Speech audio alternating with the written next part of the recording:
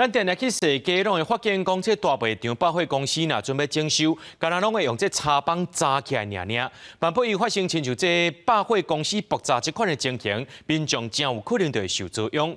专家是认为讲，这施工现场拢爱有人伫遐现场稽查，而且爱随时来监控，才会当预防事故发生。百货公司内底有袂少专柜当咧征收，毋过甲踅街民众敢若隔一块房仔尔，还阁会当听到施工的声音。台中的百货公司发生起爆了后，民众也是感觉真惊吓，会有点担心啦，对，但是就是有点侥幸，觉得应该自己没这么倒霉，会有点害怕，所以会担心像台中那种意外。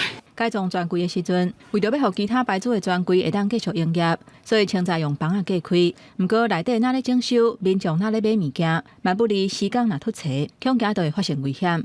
本身可能没有注意，有的也可能是跟原来的图，竣工图会不一样啊。它在施作的时候，尤其火灾啊，最平缓的墙面，也有可能会因为施工而整个掉落。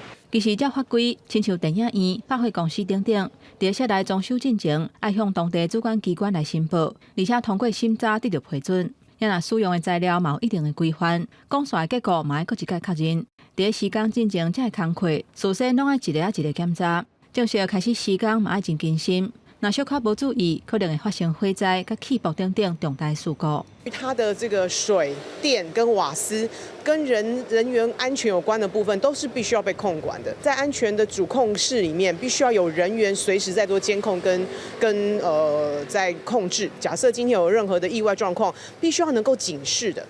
有关百货公司甲卖场装修，专家强调讲，每一步拢袂当落错，断水断电是上基本的。工线内底嘛袂当残留气体，而且都要派人随时监控。便若发现相关的数据有各样，都要随做危机的处理，强化安全。即届台中出现重大公安事故了后，台北市长周万安嘛下令各局处全面检视台北市百货大楼的公共安全。记者综合报道。